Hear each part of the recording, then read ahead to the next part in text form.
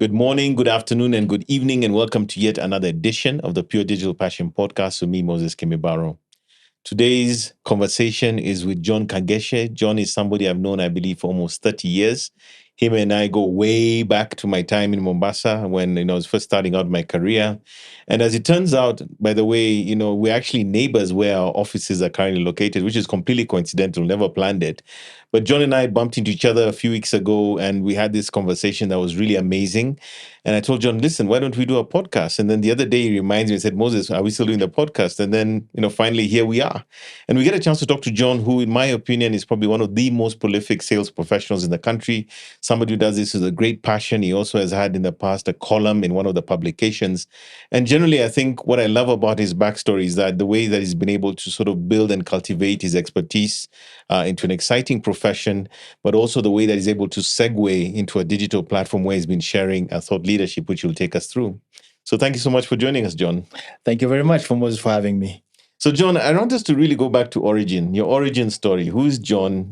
I met you when you were probably in your early 20s, somewhere That's in true. Mombasa. Goodness, we are old men now. And I believe we first encountered each other because we were at some point in the same Rotaract club. Absolutely. But let's go to origins. I want to know how you grew up, and, sort of building up to where we are today. So let's just go to the early days. Who's John? Well, back at the days, grew up in Mombasa, born, raised in Mombasa, and worked in Mombasa actually before I came to Nairobi about 25 years ago.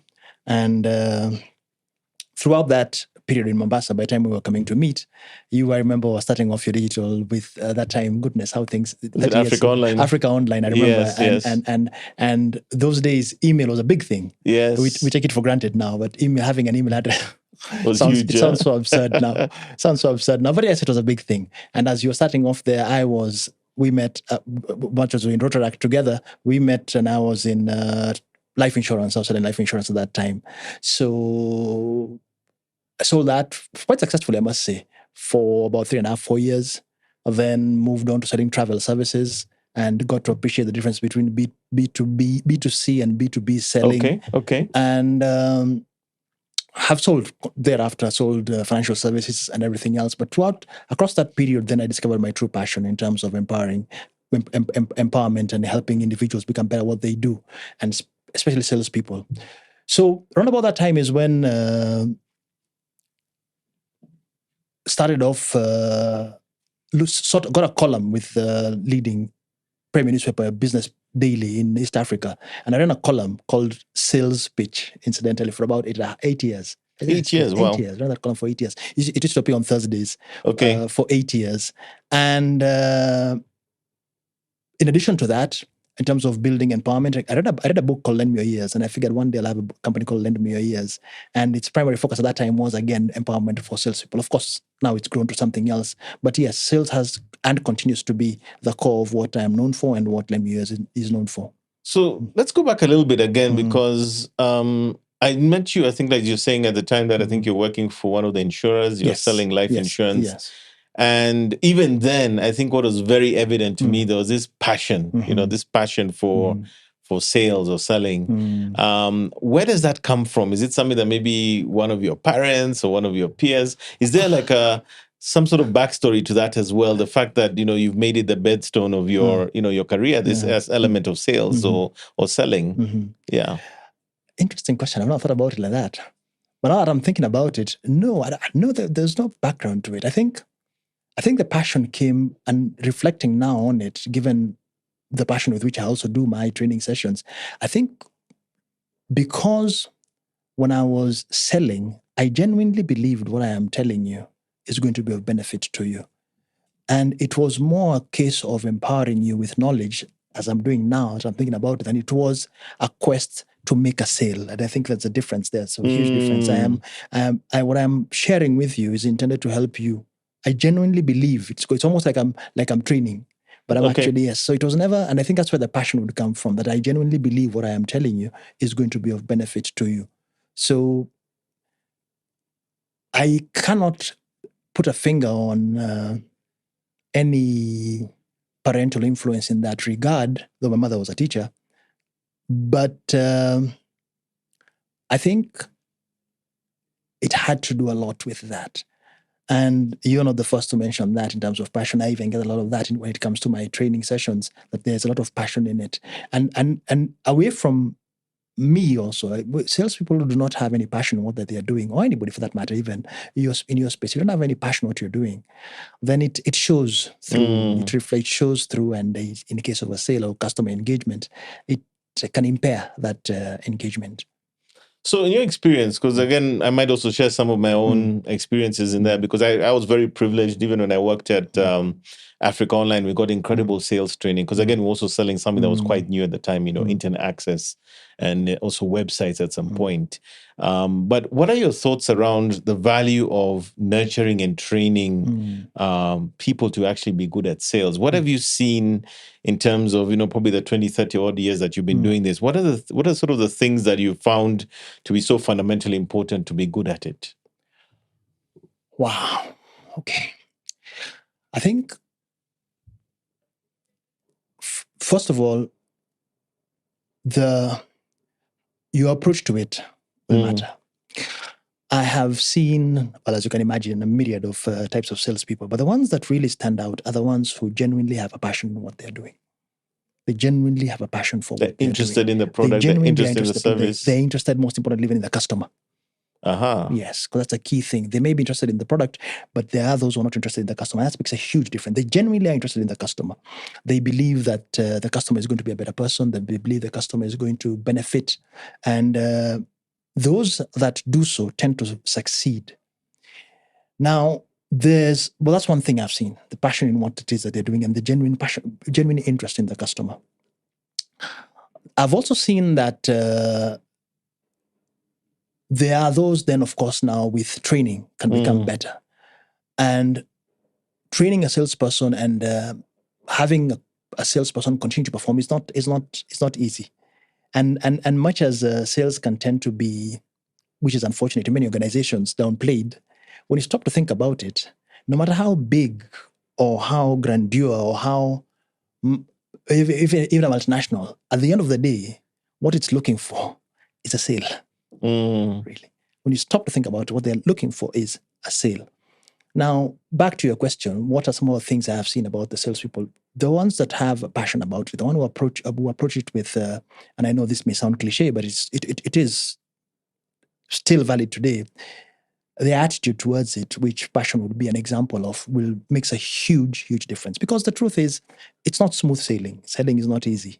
It's not smooth sailing. It has its ups and downs and sometimes downs. And the only thing that keeps you going is whether you truly believe or are passionate about what it is you're doing. Now, the question then will beg, that of course depends on what it is you're selling. That is very true. If I'm selling bread, I'm not selling life insurance. That becomes there's differences. It's difference. Yeah. The difference is, yes, in terms of the product or service that's being sold. But aside from that, in each of them, there are people who sell, and I'm using bread as basic to mean compared to more complicated things to sell. But even that doesn't mean that all the salespeople who are selling bread, and that's a metaphor for anything seen as easy to sell, it doesn't mean that they're all thriving. Even there are some there who are still struggling. There are still sometimes, just like in life insurance, which is considered the most difficult thing to sell, at the spectrum is considered life insurance considered the most difficult thing to sell, and the bread is considered the easiest to sell. So across the spectrum, there's everything else. But even the spectrum of life insurance, there are those many who are struggling, but there are those who are not, who are thriving. Now, by the same token, those who sell bread, there are those who are thriving and those who are struggling. But key is passion in the product, passion in the customer, and genuinely have a genuine belief that you're going to engage the customer. That's more even profound in this century. In the last century, we could have gotten away with, see what happened most in the last century, the 20th century, it was very easy to get away with just passion for the product, but not the customer. Because information was one way. I know, you don't. I, the salesperson, know, you don't. And the salesperson here, again, is a metaphor to mean even a doctor, and not just your professional salesperson. So even I have the information, you don't. So whatever I tell you is gospel. The only other alternative you have is to go to another salesperson or doctor. And hear their perspective. So how many people do you do that through? Possibly at most seek a third opinion. That would be that's really stretching it. By and large, my opinion, the first one is the one you'll go with. So you're stuck with that. And unfortunately, very many salespeople messed up that dynamic, which is why sales has a very bad rap with customers. Now, enter the 21st century, and the ground fundamentally shifted. Fundamentally, what happened in the 21st century? Today, when you go to see a doctor, Moses, the doctor you're going to see is a second opinion. True? You've already done your, You've what do you already- call it? My wife calls it Dr. Google. Dr. Google is your first opinion. Yeah, yeah. And I remember once I'd gone to see a doctor. My son had a wound. It was taking a long time to heal. And so I go to see the doctor, and he explains to me, it was a lady actually, she explains to me what could be the problem. Then she saw something on my face, which I later on realized was doubt. Oh. But then what impressed me the most is, and that's the classic 21st century doctor, she asked me a question, and both of us burst out laughing. She asked me, what did your Google search show? She instantly knew the reason why I'm having doubt in my face is because what she is telling me and what I had read were inconsistent. So I was expressing doubt with what a medical doctor was saying, and I know zero about medicine.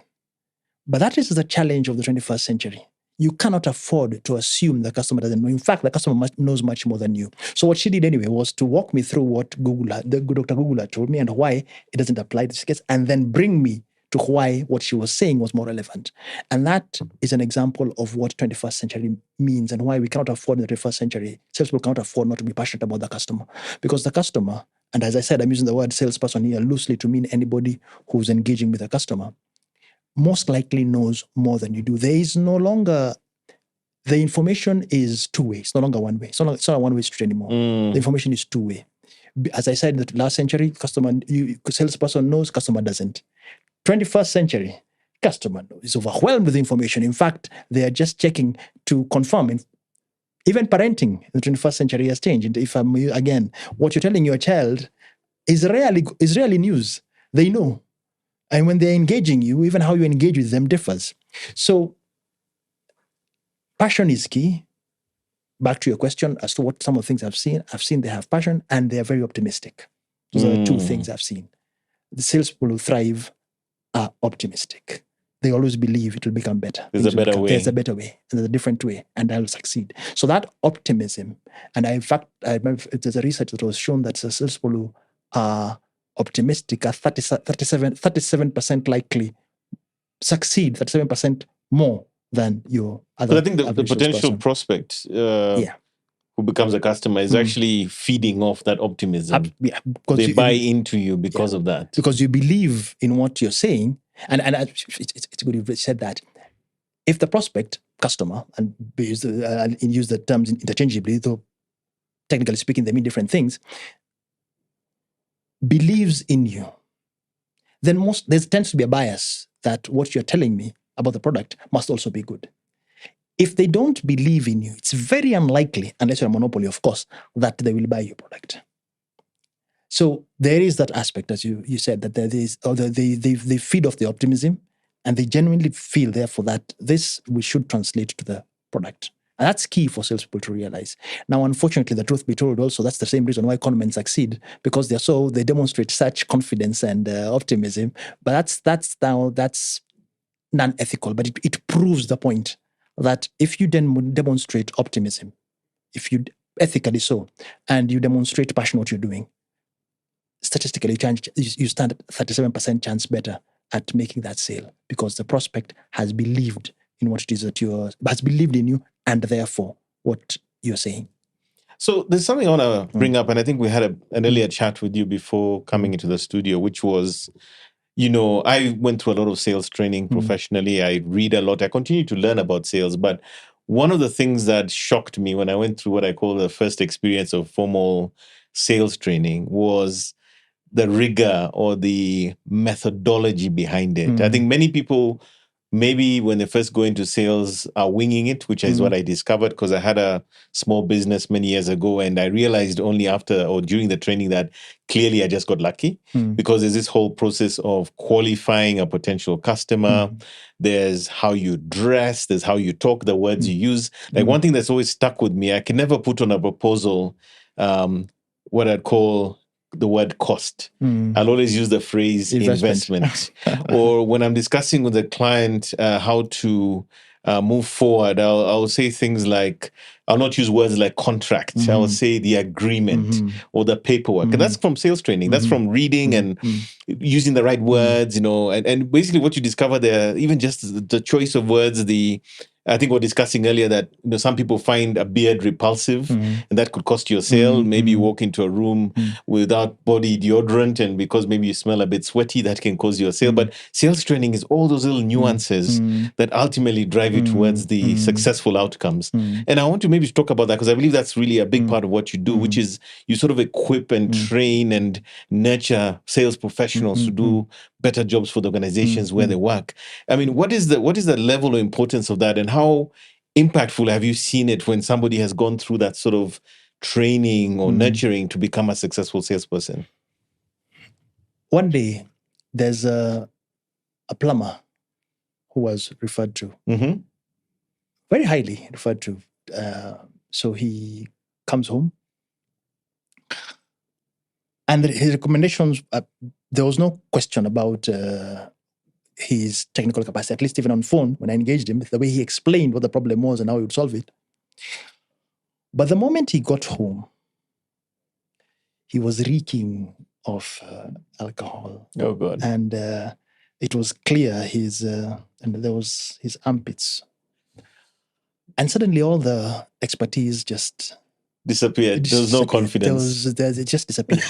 and I didn't even engage him. Are you kidding me? You literally shut it down right there. This is not going to Oh, work. God. Now, it is easy to say that is a plumber, he's not exposed, everything. But you tend to see that even in the corporate world. Now, I've drawn that example of the plumber for two reasons. One, what I've just shared, that it happens in the corporate world. And number two, sales training is not cheap. Not very few. And we live in a country where SMEs are 90% of the market. The market is actually 93 last I checked. So not all organizations can afford to engage, to pay for sales training, at least not continually.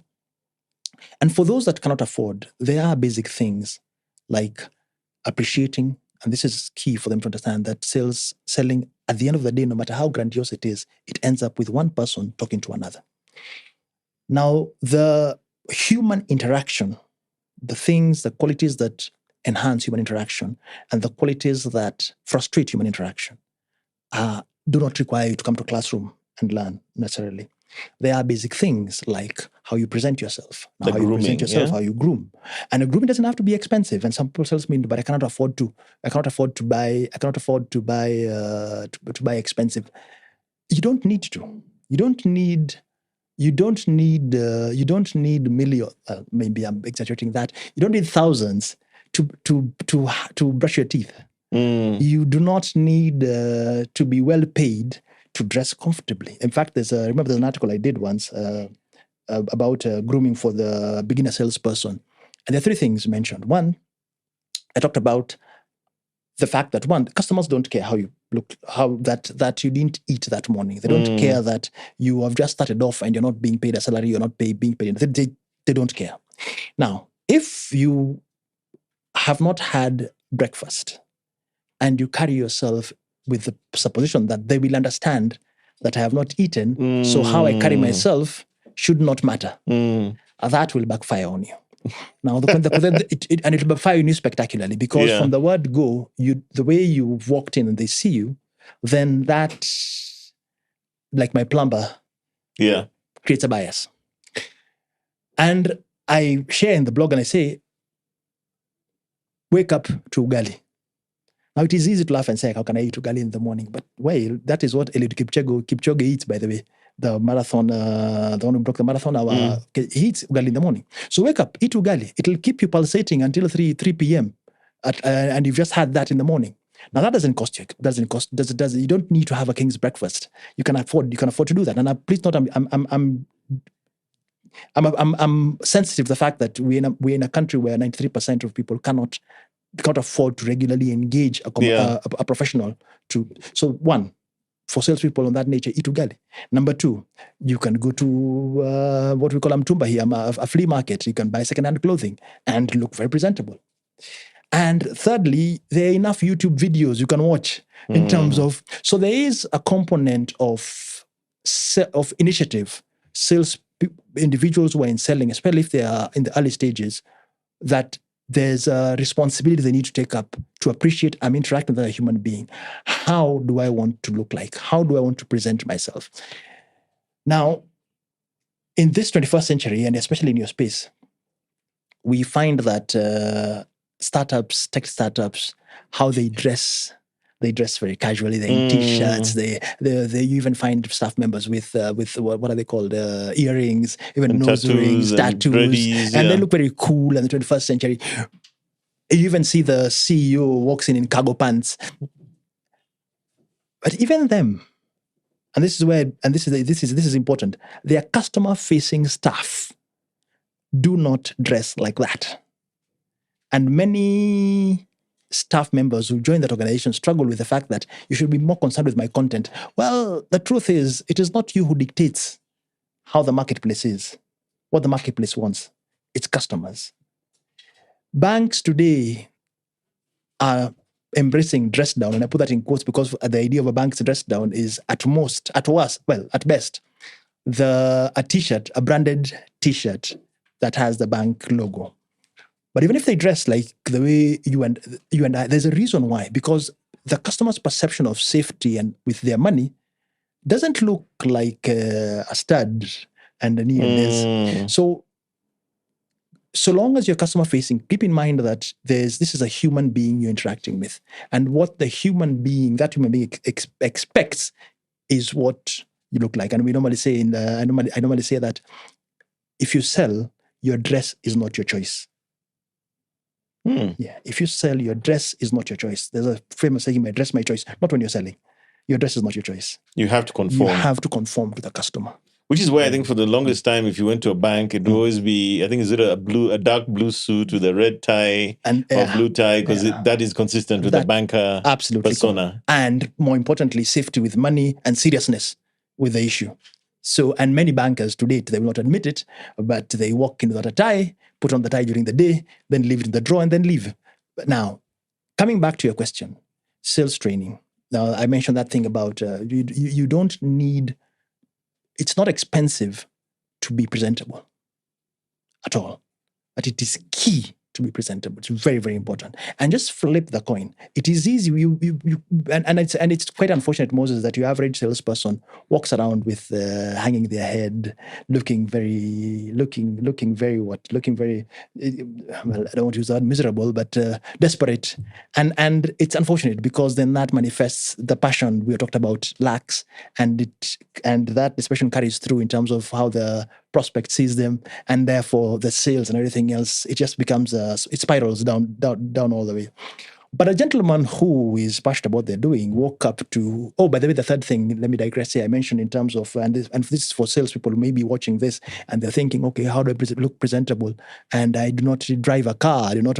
Well, first of all, 90% of the salespeople, 98% of salespeople don't drive a car.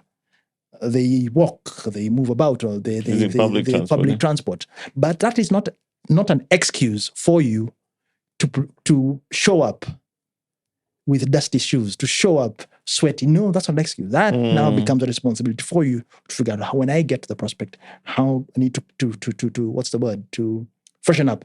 That is key, because what he's expecting to see, and if he sees what he's expecting to see, if he buys me, he'll be there for the product. If he doesn't buy me, he won't the product.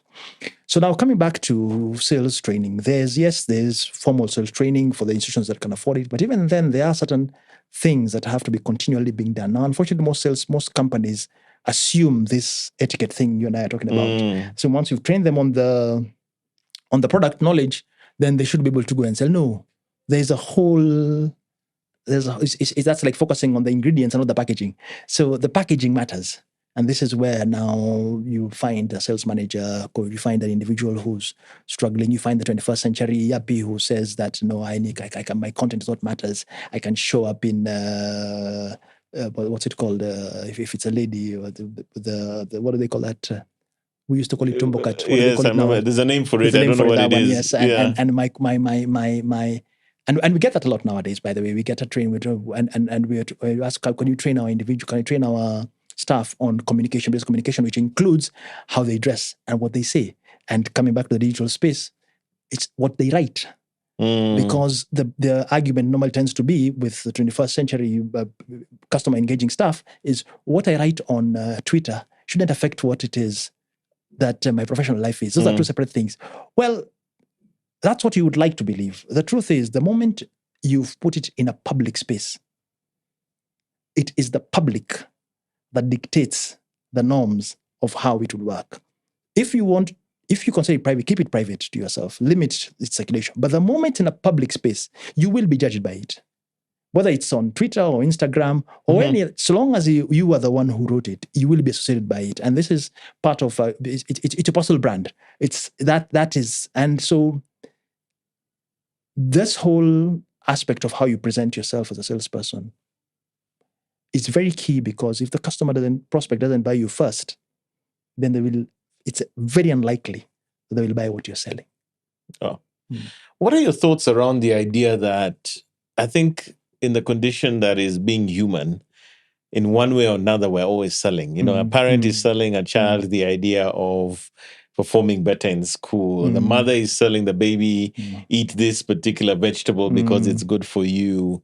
The startup founder is selling his business to investors to invest in the business. But therefore, I feel sometimes like there's a disconnect that as much as we've gone digital and all these things, that at the heart of it, selling is very much part of the human condition in different contexts. And my question to you would be, especially for organizations that are trying to achieve excellence through sales, what are some of the key ingredients that people need to be thinking about if they're actually going to do this well, either at an individual level, which I think you've kind of touched on, regarding passion and subject matter, interest. But what are the other things that you have seen that make organizations or, I suppose, individuals excellent at sales? Because I think it touches so many elements, doesn't it? Well, true. There's a book by, and I think this would address what you're talking about. There's a book by a gentleman called Daniel Pink. I've heard of him before. It's called To Sell is Human. Yes. And it says in this space, in this age we're in now, we're no longer moving products. We're moving people. It's very profound. Moving people. We're moving people. With ideas. Correct. And so moving products is a very transactional, physical thing. Moving people is a very emotional thing. So the word moving here is not this, it's just a moving products. I have this pillow and I want to sell it. So I'm moving the product. But I'm moving people. They need to be touched enough to feel why. That's very profound. And that's an emotional thing. And that's an emotional thing. Moving products, what people used to do in the last century, what we're doing now is moving people.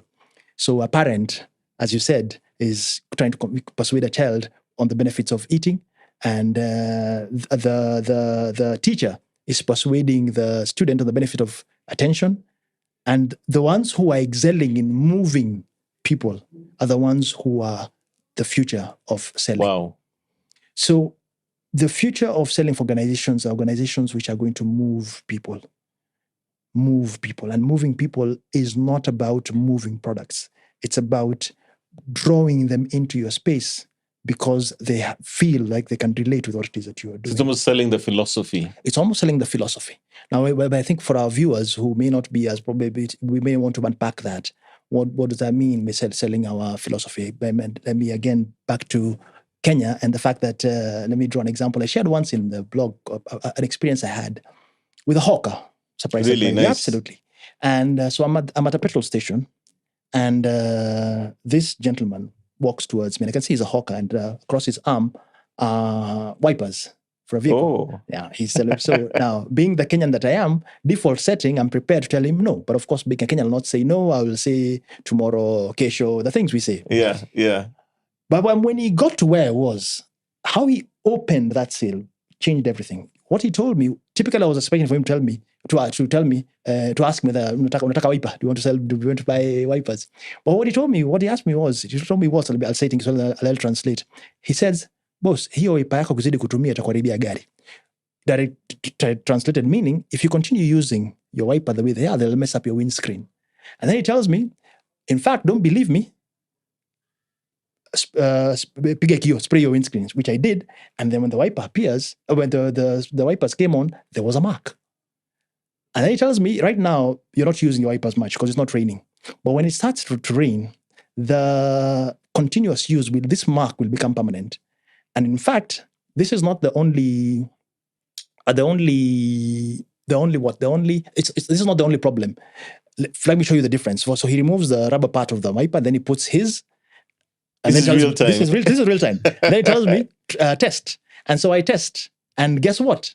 There's no mark, and then he tells me the problem is not just the windscreen, even the rear screen is the same problem. In fact, spray the rear screen, and I do that, and there's a mark. He goes to the rear screen, replaces the wiper with his. I spray, there is no mark. Now keep in mind, Moses, which wipers are in place now? His. Yes, they're already locked in. Yeah, They're already locked in. And by the way, to cut the long story short, ultimately I ended up buying. But what he did, had he come to me with telling me, now's a wiper, selling wipers, he would have been moving a product. But what he did was to move me to where he is. First of all, to see the problem I have, to see that I need to address the problem, and to appreciate that the solution he's offering addresses my problem. Now, keep in mind, there's nowhere he appears there. It's all me, me, me. My problem, my pain, my decision to make, my need to address that pain, and the solution being offered. Wow. Now, when you are moving a product, it's about you. My product, my commission or my sale, my money. You buy. So organizations, and I have talked about a hawker, but now if we were to extrapolate that to an organization and its customer-facing staff, or the organization in totality, how are you moving? Are you moving your prospects? Are you moving? And moving is emotional. Moving people is emotional. Moving products is transactional. Moving people is relational. So organizations that move, and one of the ways of moving people is through content creation. For instance, what we're doing now. There is no commercial transaction happening here, but for any viewer seeing this, may find benefit what they're doing, and content creation is one way. And individuals who engage with your content, you're not necessarily Moses or me, but individuals who engage with content, they find useful. It is because they have been moved. You don't subscribe to every YouTube channel. And many of those that you watch, you still don't subscribe to them, but you continue going back to them because they have moved you. So content creation is one way of moving individuals. Another way, away from digital, even in the analog sense, how you engage a customer from the word go, and keeping it about customer like the hawker, and having yourself as an organization investing in the customer, the prospect, investing in the customer and how the customer benefits is huge. And this is not what? What's the word? It's not what's the word I'm looking for, Moses? It's not it's 21st century organizations. What did they do? See, take an example of Uber. Yes. What Uber did, and this 21st century organizations, Uber being an example, the ones that came in the 21st century, what did they do? They appreciated the fact that in the last century, the difference between selling then and now, and selling here is not necessarily a salesperson, but organization selling, was that, as I remember I mentioned, I have the information, you don't. The organization was in control of the narrative.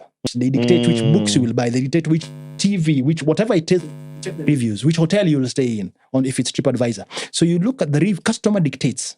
Now, what did the 21st century organizations do like Uber?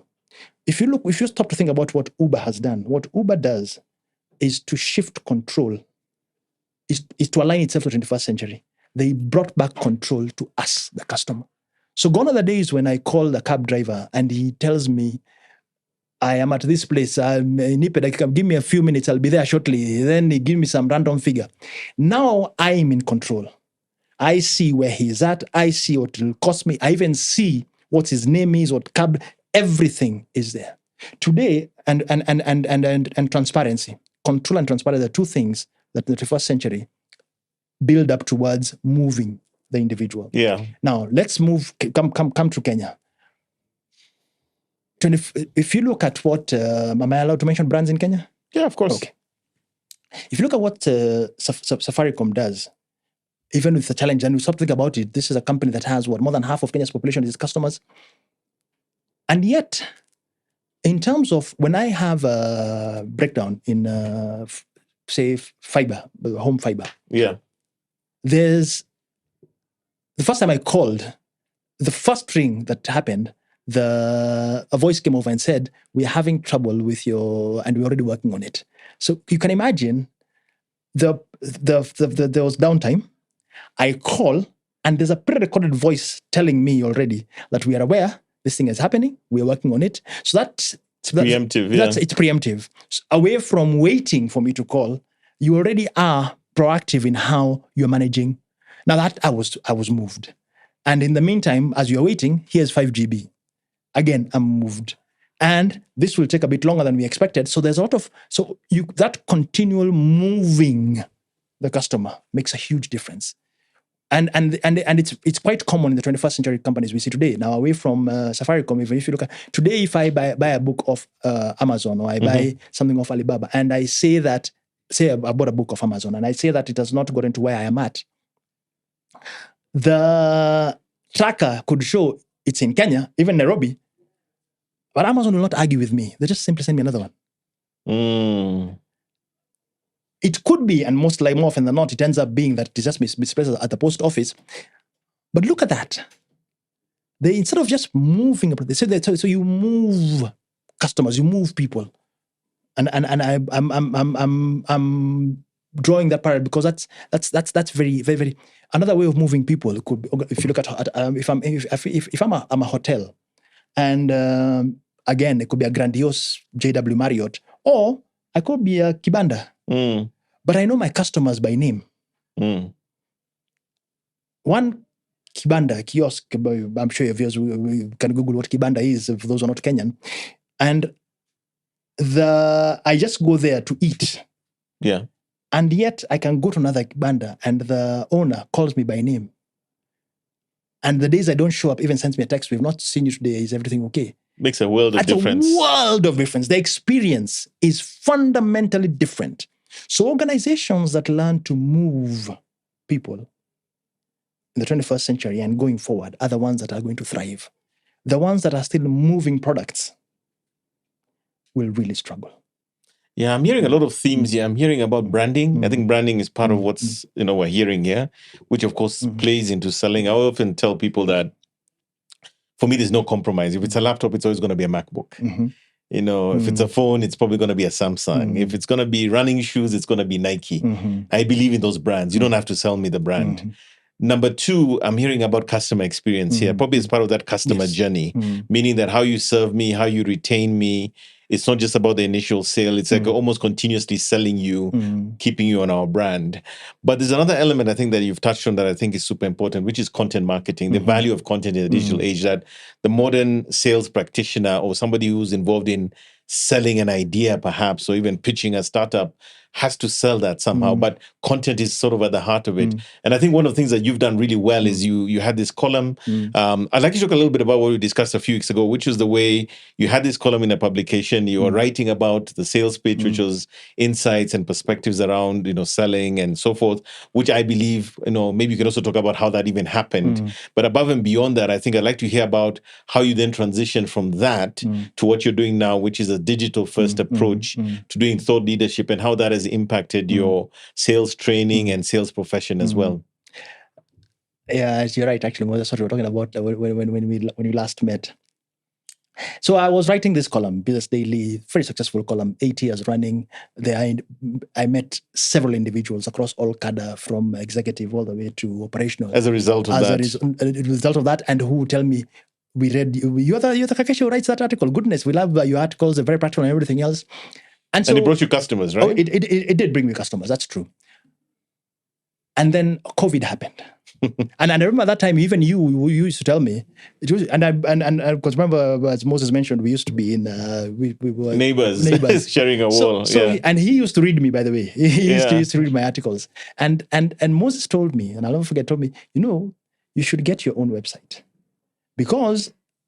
And you've been very successful. You're a content creator before even digital. You used to write in the newspaper, actually. Yeah. And you told me from your experience, you learned that you could be dropped off by the publication anytime. So it is good that you have your own website. But at that time, I wasn't seeing why, because I write for the premier newspaper, the Brand Association. I wasn't seeing the need, so I was pushed into digital. Yeah, tell us how that happened. When COVID happened, with all these challenges, then now the newspaper dropped off contributors and then suddenly dwindled up. And so suddenly my billboard was gone. was gone, just like that. Now, truth of the matter is, I did have a website, but it was more for presence. Just ticking the box. It's just ticking the box, there's a website. But now, suddenly, I have no billboard. I have no marketing. You don't exist. I don't, actually, that's the word. I don't exist. Totally. I don't exist. So all the content, all the knowledge I have in my head, in fact, the knowledge I used to say is I'm a light, I'm a candle that is covered. So I don't exist. Very well put, actually. Just like that.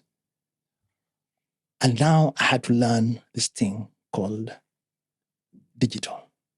Yes, I knew it in the periphery, but I had to learn it. Now I am truly grateful for the gentleman who I met, name of Paminas, forever. He mentored me through that, and forever. He has his own, he runs corporate staffing, and he mentored me through that.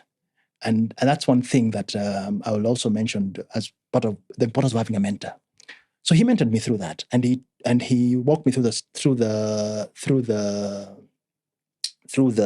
what's the word? The learning curve of digital. And so I stopped seeing the website as how do you put it, as a tick box. Now I realize it's a sales tool. A website is a sales tool, especially for those of us in service industry consultancy. Even statistically, globally, the presence of a website makes all the difference. In fact, it is still the number one in terms of sales. What's the word? Sales.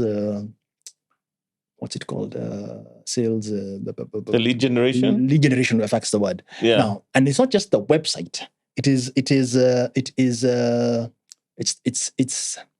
digital presence. Yes. Now, digital presence can be different ways. I know a career coach who pushes her content through LinkedIn, and she's done very well for herself. But the website, the beauty is it allows you to present a lot of information in one space. Correct. Now, I then had to revamp everything. I had to go now completely to zero. This website, first of all, I discovered that I didn't even exist on Google. It was that bad. Wow. Yes. It was a tick box. There's a website. Unless you fed in lendmeyours.co.ke, you would never have found me. But even when you would have found the website, you'd not have. It was all over the place. It was a tick box. Yeah. So I started learning what digital marketing is, and I started learning what SEO. It's called. What does it stand for? Search engine optimization. Yeah. And I then now discovered a course on Google. Yes, Google had a course on small businesses and search engine and digital marketing, and it was online now, and it was free at the time. It was for Google skills, digital skills for Africa. Yes. So I did that entire course, and see, when you're learning as an adult, and that's part of the things I do, adult learning. When learning as an adult, you're not learning to pass an exam. You're learning it because I wasn't doing it so that I can post on LinkedIn that I've done a certificate. No, I was learning it because I needed to grow the business in that manner. So I was learning what I learned, and then I implement. I learn, I implement. I have a mentor. I learn. He corrects me. I've done mistakes here, and the whole shift was monumental. You see, I referred to the article as the column as a billboard, and that's exactly what it was. It's just a billboard. But see, Moses, if you see a billboard, you can't act on it. But you may or may not. By act on it, I mean you're limited to what you can do with it. But when you read an article, you can share it. When you can click, you can send an email. You can send an email. You can react. You can engage with it more effectively than you can a billboard. Now, because anybody who would have written to me from the column, you can imagine how taxing that was. It means they have finished the column, they look at the email address, they type in the email address, and then send that. You must have been really moved to get to do that. There's so much friction. There's so much friction. In fact, that's the word. There's so much friction. But when it's online, it's a whole different ballgame. There's zero friction. It's click, click, click, send. And you're there, yeah. And you're done. Then there's shelf life. Thursday's newspaper, once it's done, it's done. And unless somebody's looking for, and that around about that time, I remember even the traditional media was only beginning to get online. So once it's done, it's done. But if today I even get leads, we even get leads from articles from several years back, and if it can even contribute to that. So the transition for me was painful, but pleasurable at the same time. Painful because the whole change from I don't exist to now I have to create. Now it helped, of course, that time that a lot of people are going online. During this COVID now time, there's this COVID time. So it took almost a year before now, because it takes time. That's the thing about digital. Before you create enough traction, you really have to invest. Now it helped in my case that I had a backlog at that time. I think there were like what 300 articles. Wow, Right for those now, 8 years. For those 8 years, I'd written over that period of And time. presumably this is almost evergreen content, right? Yes. So and whatever may have, by and large, yes. So that helped, because then by the time the website, the content is, the SEO is being done, such optimization, there was so much content. Now, of course, it had to be redone to be skewed towards SEO. So I remember the first time I sat on that website to start working on SEO to make it.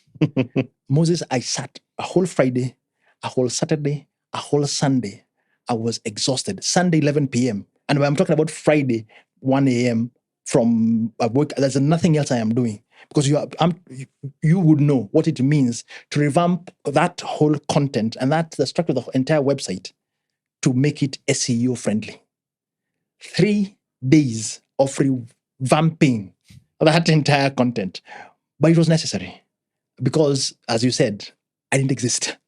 So 3 full days created the foundation around which that happened. And then now working, of course, with the technical individuals in that space, creating that content, and now growing in that publishing space. as well. Publishing as well. So we've never stopped publishing. Every week there's an article that still comes out. Uh-huh. But in retrospect, COVID was a blessing.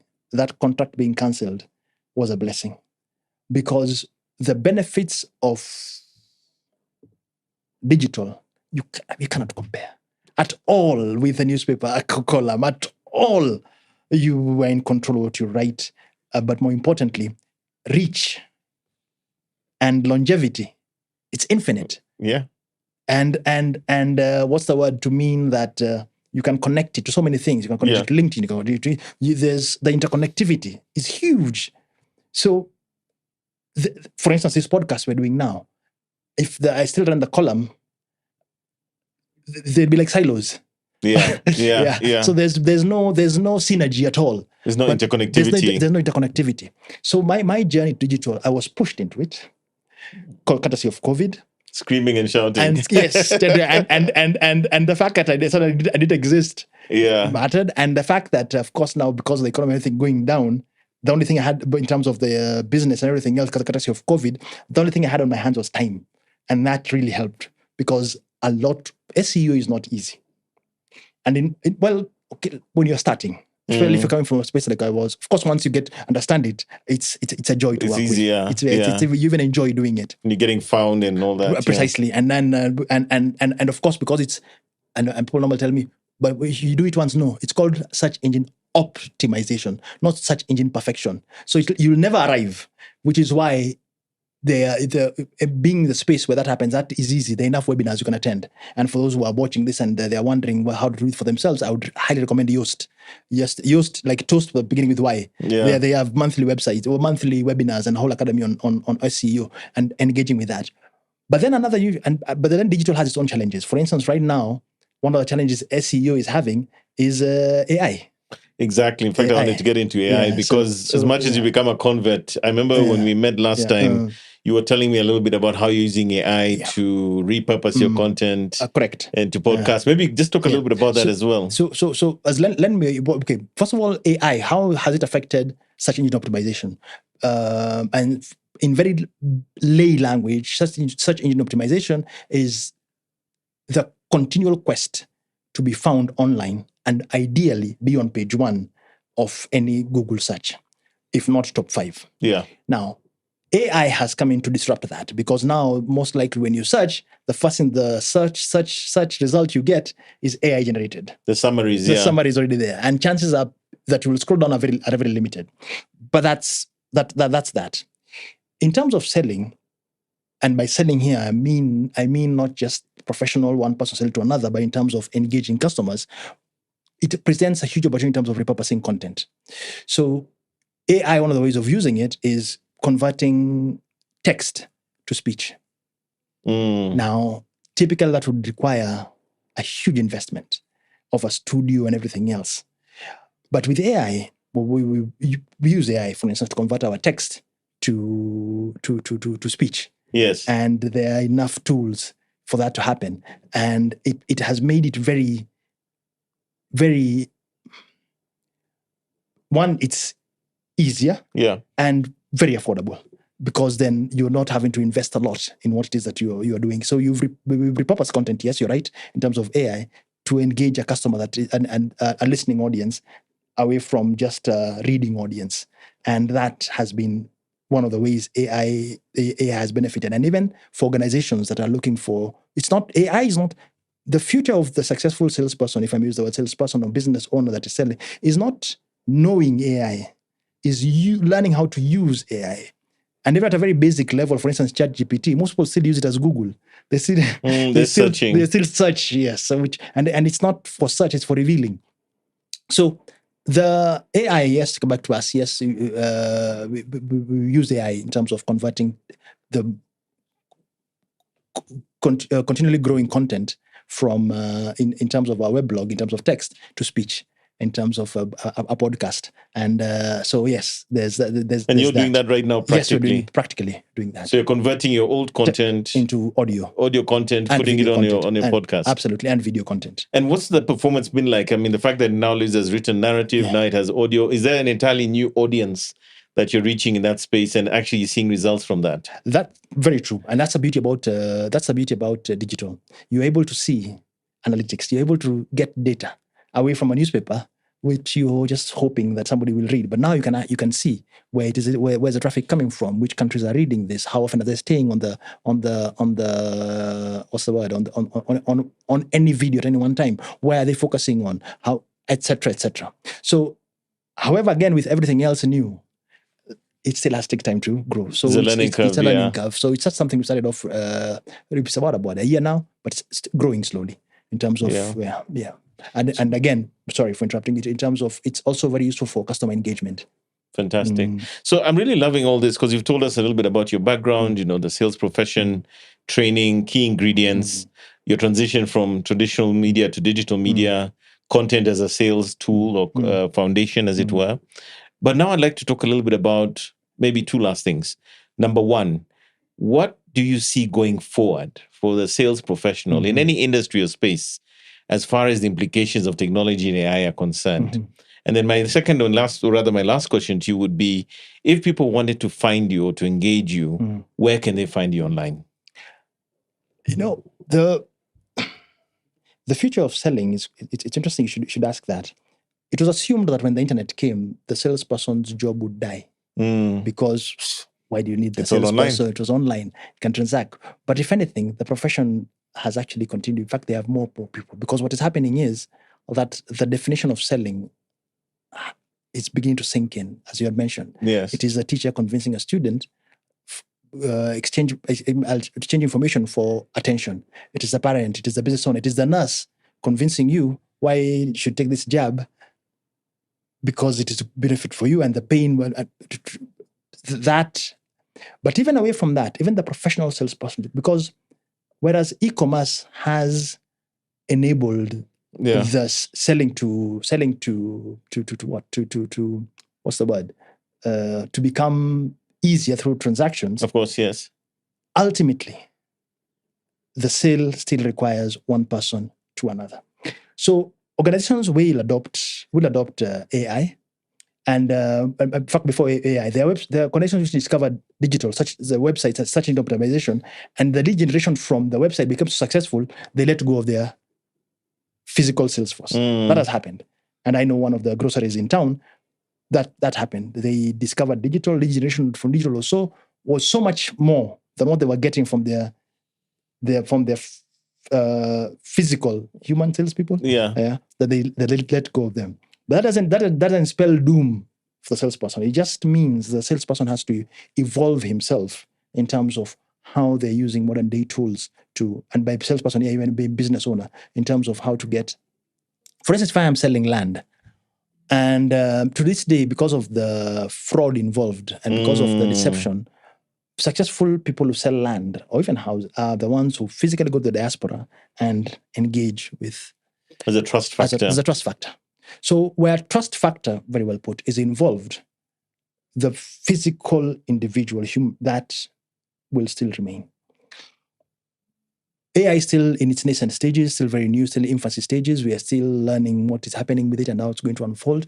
But will it replace one-on-one engagement and then customers just buy? For commodities, possibly. But for more nuanced products and services, highly unlikely. You still want to talk to that person. You still want to talk to that person and get the touch and feel. And it's happening already, because in the hospitality industry, it was assumed that, and it's still being assumed, that robots are going to take place. Right now, there's a whole discussion on the hospitality industry globally as to what exactly is our business. What exactly is hospitality? Is it serving the customer a drink? Is it spreading the customer's bed? Or is it engaging with? So there's a whole discussion globally in the hospitality industry discussing that issue. Let us be careful about how are we embracing digital. Yes, it is going to cut down our costs, but it might kill our industry in the process. Because why would I want to leave home to go be served by a robot?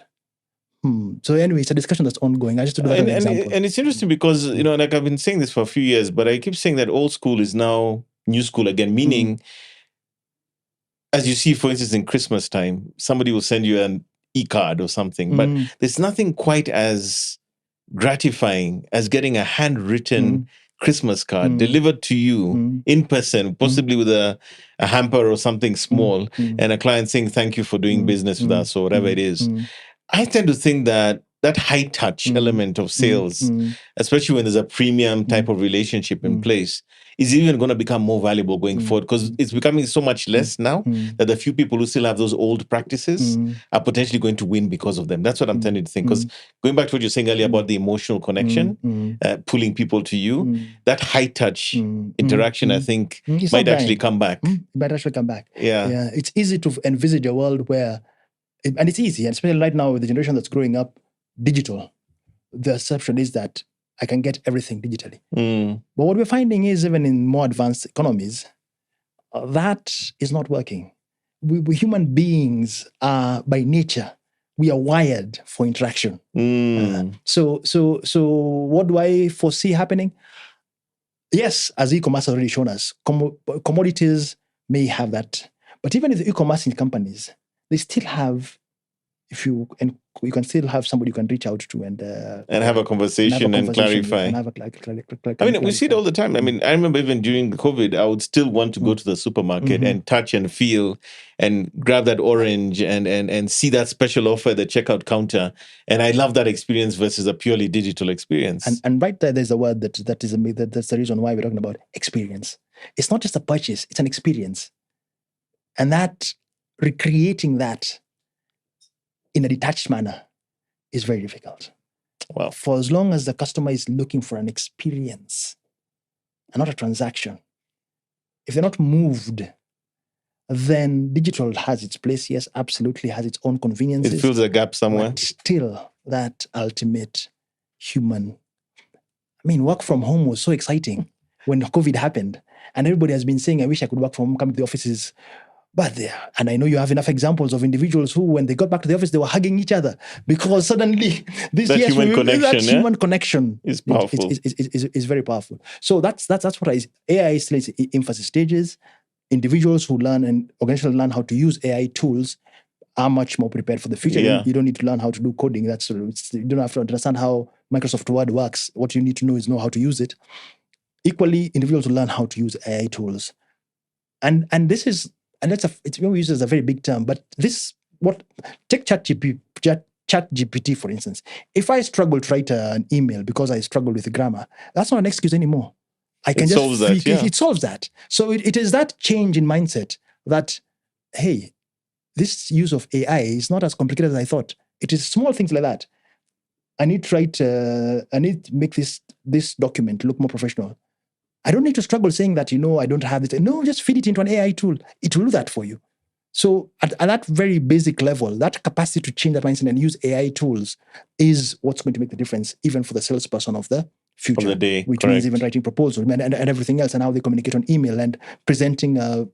That makes a difference. So that's an extra effort. Especially, it doesn't come to me naturally. Writing comes to me naturally, but for many people, it doesn't. But that's no excuse in the 21st century, especially now with AI tools, to say that I can't do that. Yeah, No, absolutely. that's Yeah. So that's what I see. Individuals are able to do that. And will there be a time where human interaction is not necessarily in terms of selling? That's difficult, because when I look at an organization that is talking about hospitality industry, where human interaction is everything, they are questioning, wait a minute, this whole thing of using robots, what exactly is our business? And is it potentially disintermediating us? Absolutely. Is it potentially disintermediating with the possibility of completely killing the whole experience? Because stop and think about it. Assuming, for the sake of hypothetically speaking, assuming robots take over hospitality industry. So TripAdvisor, what exactly do people write on? Because TripAdvisor is about experience. Yeah. So what kind of reviews would people? It now becomes. They'll basically be saying that it was a soulless experience. I couldn't feel the connection. Absolutely. Yes, it was all there, but it wasn't me. It wasn't. Yeah. And then sometimes I remember staying once at a hotel in Mombasa with my family, and they're very low tech. They don't have key cards and all this, but they will designate you a table. They'll greet you by name. They'll take the kids away so that you and your wife can have a private time while they're playing in this. And you realize that for them, they've understood that concept of the human touch is what creates that experience. And see where it goes. It looks like a lot of time, John. I want to wrap this up now. Your second question as to where they can live. Yeah, how can people find you? Lendmeyorears.co.ke. Lendmeyorears.co.ke. In fact, just Google Lend Me Your Ears. We will pop up first. Oh, fantastic. Yeah, Lend Me Your Ears. And that's where there's all the information, and all the stuff about me and everything else. John, thank you so much. And really appreciate it. I feel like we have a part 2 coming of this. I'd be happy to. We're not done here. And I'm just so grateful you took some time to be our guest and share your profound insights on all things sales. And again, wishing you all the best. And I'm so delighted that digital is now at the core of what it is that you do. It is. Fantastic. It is. Great. Yeah, thank you very much for having me, and it's been a pleasure. Yeah. So there you've heard it from John Kageche. I think some profound insights for anybody who wants to understand sales, particularly in the context of places like Kenya and Africa, and how digital has become central to what he does. But more importantly, I think some valuable nuggets there around how you can leverage digital platforms in conjunction with sales to improve your practitionership, but also just in terms of organizations and what they can do to get the best out of this. Ultimately, I think what we're saying is that the sales profession is very much alive, but amplified and enabled through things like digital technologies. Thank you so much for joining us again, and we'll catch you in the next one.